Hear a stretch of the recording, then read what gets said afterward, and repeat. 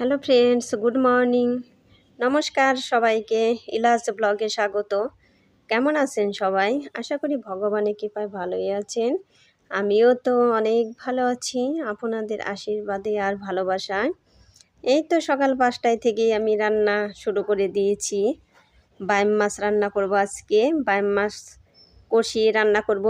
একটু ভেজে নিলাম, একদমই সামান্য একটু ভেজে নিলাম। আর মাছগুলো ছিল অনেক বড় বড়। তাই বড়দিকে বলছিলাম যে কিভাবে রান্না করব, তা বড়দি বলল যে ভুনা করে রান্না কর, একটু কষিয়ে কষিয়ে। তার জন্য কিছুটা আলু দিয়ে দিয়েছে, আলুগুলো যে ভাজা হয়ে গিয়েছে। এখন একটা তেজপাতা সোমবার দিয়ে, জিরে সোমবার দিয়ে দিলাম, আর পেঁয়াজ কুচিগুলো দিয়ে দিলাম, আর পরে আমি গরম মশলাও দিয়ে দিব। এখন এই পেঁয়াজগুলো বাদামি বর্ণের করে আমি ভেজে নিব। বড়দির আবার বাইম মাছ খুবই পছন্দ। যে যেদিন এনেছে এই মাছগুলো ওই দিনই বলেছে যে একদিন একটু ভুনা ভুনা করে কষা কষা করে রান্না করবি। এই তো আদা রসুন পেঁয়াজ বাটা এগুলো দিয়ে দিলাম। এখন এগুলো ভালোভাবে একটু জল দিয়ে দিলাম, তার মশলাগুলো দিয়ে ভালোভাবে কষিয়ে নিব। আর ভেজে রাখা আলুগুলো দিয়ে দিলাম। আর বন্ধুরা, আপনাদের সাথে তো একটা কথা বলতে ভুলেই গিয়েছি। আপনাদের তো মনে করিয়ে না দিলে আপনারা লাইক দেন না। এই এতক্ষণ দেখে ফেলেছেন, লাইক কিন্তু কেউ করছেন না। তাই একটা লাইক দিয়ে আমার ভিডিওটি কন্টিনিউ করবেন। আপনাদের একটা লাইক আমার ভিডিওটিকে এগিয়ে যেতে সাহায্য করবে। আর ভিডিওটি স্কিপ না করে পুরোটাই দেখবেন। আশা করি ভগবানের কৃপা অনেক ভালোই লাগবে। ততক্ষণ এই যে আমার সাথে থাকুন, সাথে থেকে পুরো ভিডিওটাই দেখবেন। ভিডিওতে আশা করি কিছু না কিছু পাবেন। এই তো এই যে তরকারির ঝোলও কিন্তু আমি দিয়ে দিয়েছি। এখন এদিকের কড়াইতে আবার রুই মাছের মাথা ঘন্ট রান্না করব। তার জন্য যে মাথাগুলো ভেজে নিব ভালো করে। ওদিকের তরকারিও কিন্তু আমার হয়ে গিয়েছে, জিরে গুঁড়ো দিয়ে দিলাম। আর তরকারির সেন্টটা খুবই ভালো আসতেছে। আমি ভয়েস দেওয়ার সময় তো আমার এখনই মনে হয় আমি এখন থাকলে এখনই আমি খেয়ে নিতাম। তরকারিটা খুবই টেস্ট হয়েছিল। এদিকে মাছের মাথাও ভাজা হয়ে গিয়েছে। এখন আমি এই যে কচুর শাক দিয়ে এই মাছের মাথা রানবো, রুই মাছের মাথা। আপনারা কি কচুর শাক দিয়ে রুই মাছের মাথা দিয়ে খেয়েছেন?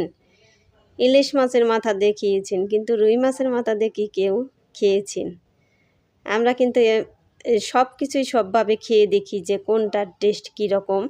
এই রুই মাছের মাথা দিয়ে কচুর শাক কিন্তু খুবই টেস্ট।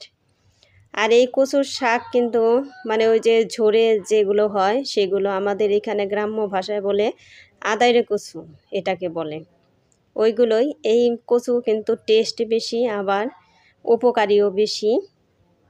ওই যে একটু চিনি দিয়ে দিলাম। এই কচু শাক একটু মিষ্টি মিষ্টি না হলে তো টেস্ট হয় না। এর সাথে একটু ধনে গুঁড়ো দিয়ে দিলাম। আর এই কচুর শাকটা খুবই টেস্ট, একদমই টেস্ট। আমার তো এই কচুর শাক হলে আর কিছু লাগে না। আপনারা কে কে পছন্দ করেন এই কচুর শাক, তার বাইম মাছের তরকারি, তারা আমাকে কমেন্ট করে জানাবেন। আর এখানে এই যে পেঁয়াজ রসুন এগুলো দিয়ে দিলাম। এখানেও একটা ভর্তা হবে, এই যে কচুর শাক। ওই ঝোরে যে কচু হয় কচুর পাতায়, ওইগুলো আমি গতকালই ভাপ দিয়ে রেখেছিলাম, নষ্ট হয়ে যায় সারছিল এজন্য। এগুলো কিন্তু আমার ভর্তাটা এভাবেই হবে। আমি খণ্ড খণ্ড পেঁয়াজ দিয়ে দিয়েছি, মানে কামড় লাগলে ভালো লাগবে। আর রসুন তো অনেকগুলাই দিয়ে দিয়েছি। এগুলো কিন্তু আমার আর বাটার প্রয়োজন হয় নাই, এমনিতেই গলে গিয়েছে। এদিকে আমার এই যে ভাতও হয়ে গিয়েছে। আর বন্ধুরা, যে যেখানেই থাকেন, কাছে কিংবা দূরে, সেখান থেকে আমার ভিডিওটি কষ্ট করে দেখে নেবেন আর সুন্দর করে একটা কমেন্ট করে জানাবেন। এই তো রান্নাবান্না শেষ করে আবার এই যে ফ্রিজটা একটু ক্লিন করে নিচ্ছি, কারণ রান্নার একদম চুলার কাছেই ফ্রিজ, এই জন্যে কয়েকদিন পর পরই চুলাটা পরিষ্কার করতে হয়। কয়েকদিন পর পর পরিষ্কার করে রাখলে কিন্তু আর দাগ পড়ে যায় না। এই যে এখান দিয়ে হ্যান্ডেলে একটু মানে বেশি একটু দাগ লেগে গিয়েছিল, এই জন্য একটু ক্লিন করতে একটু কষ্ট হয়েছে। আর এমনি দাগ নাই, কারণ প্রায় দিনই পরিষ্কার করি এই জন্য। আসলে একজন গৃহিণী পারে সংসার সব কিছু গুছিয়ে রাখতে।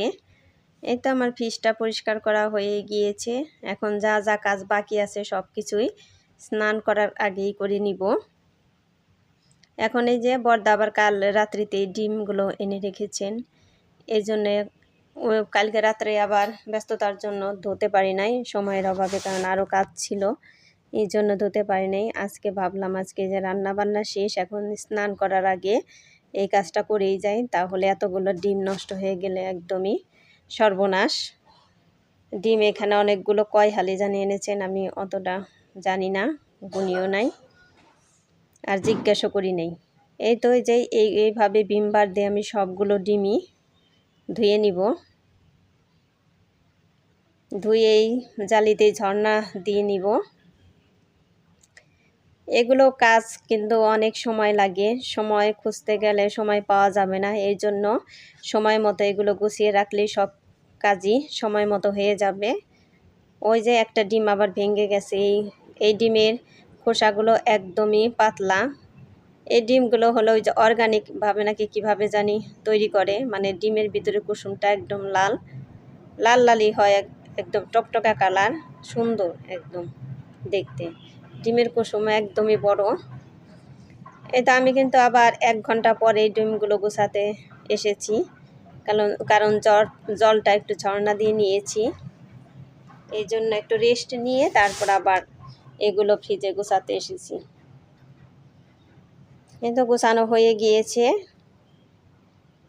এখন আবার এই যে খালা থালা বাসনগুলো মেজে রেখে গিয়েছেন গামলার মধ্যে টাবা দিয়ে, আমি আবার ওইগুলো আবার একটু ধুয়ে দিয়ে সব থালা বাসনই আবার ধুয়ে গুছিয়ে রাখবো, কারণ আমি না ধুয়ে রাখলে আমার ভালো লাগে না। ওই যে এর আগের ভিডিওতে বলছি যে খেতে গেলে পরে তৃপ্তি আসে না, এই জন্য আমি একবার করে ধুয়ে তারপরে রাখি। ওনাদের কাজ ওনারা তো অনেক তাড়াতাড়ি করেই চলে যাবে। আর আমার কাজগুলো আপনাদের কেমন লাগছে আপনারা ভিডিওতে কমেন্ট করে জানাবেন। আর আমার কাজ যতক্ষণ আছে ততক্ষণ আমার না করতে পারলে একদমই ভালো লাগে না, হাত মনে হয় ওসমোসো করে। এর জন্য কাজ আমার যতক্ষণ আছে ততক্ষণ আমি একদম কাজ শেষ করেই তারপরে রেস্টে নিব। এই থালা বাসনও তো অনেকগুলাই, সাথে প্লেট আছে কতগুলা। এতগুলো কাজ একা একা করতে কিন্তু অসুবিধাই হতো, কারণ এই যে অনেকগুলাই থালা বাসন এতবার ধুতে একা একা কষ্টই হতো। এই জন্য খালা ধুয়ে রেখে যান, একটু ধুয়ে গুছিয়ে নেই, এটা তাতে চলে। এই তো চুলাও ক্লিন করে নিয়েছি। আর এই যে চিরুনি দেখলাম যে ময়লা হয়েছে, এই জন্য 3টা চিরুনি ভিজিয়ে রেখেছিলাম। এই 3টাই যে এটা আবার ওই যে চিকন চিরুনি, মেয়ের মাথায় স্কুলে থেকে ওর বান্ধবীদের কাছ থেকে উকুন পড়ছে চুলও একদম ঘন, ওর ভিতরে উকুন পড়লে তো মারায় খুবই কষ্ট, এই জন্য এটা দিয়ে আশ্রয় আশ্রয় মারি, তারপরে আর নিত্য সব যখনই সুযোগ পাই তখনই মানে মেরে দিই। এই তো আমার ভিডিওটা এখানে শেষ করছি, স্নান করা হয়ে গিয়েছে। সবাই ভালো থাকবেন, সুস্থ থাকবেন এই কামনা করে ভিডিওটি শেষ।